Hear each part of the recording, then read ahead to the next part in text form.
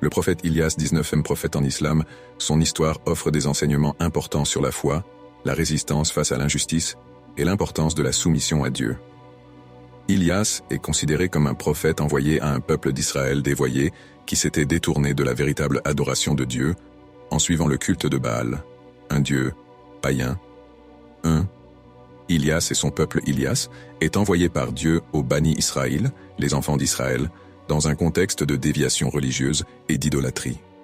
Le peuple d'Israël, à l'époque d'Ilyas, avait délaissé l'adoration du Dieu unique pour adorer Baal, une divinité vénérée dans la région par certains peuples voisins. La mission de Ilyas est donc de rappeler son peuple à l'adoration exclusive de Dieu, Allah en islam, et de les avertir des conséquences de leur idolâtrie. 3. La persécution d'Ilyas, comme de nombreux prophètes avant lui, Ilyas fait face à des persécutions et à des menaces de la part de son propre peuple. Les récits du Coran ne précisent pas en détail la nature de ces persécutions, mais on peut imaginer qu'il a été rejeté, moqué, voire menacé de mort, comme cela arrive souvent aux prophètes qui défient l'injustice et l'idolâtrie.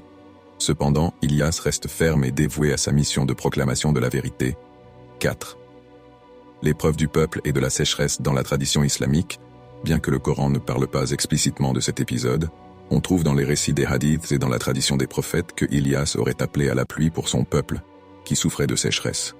Dans certains récits, il aurait prié Dieu pour que la pluie vienne et sauve les terres de son peuple, afin de leur rappeler que Dieu est celui qui contrôle le ciel et la terre, et que seul lui mérite d'être adoré. 5. Le retour à Dieu et la récompense malgré les épreuves, Ilyas ne cesse de prier et de demander à son peuple de revenir vers Dieu. Cependant, la majorité continue à suivre Baal. Le Coran ne mentionne pas la fin de la mission d'Ilyas, mais dans d'autres traditions, il est rapporté que Dieu l'a protégé et l'a sauvé de ceux qui cherchaient à lui nuire. Ilyas est parfois décrit comme ayant été enlevé par Dieu, comme d'autres prophètes, et qu'il a disparu de la vue de son peuple, peut-être pour revenir à un moment futur pour aider son peuple à se réformer.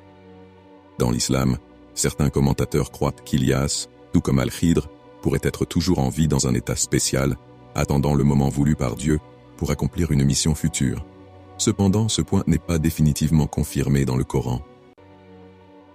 Conclusion: le prophète Ilyas dans l'islam est un exemple de foi inébranlable, de résistance face à l'injustice et de lutte pour la vérité.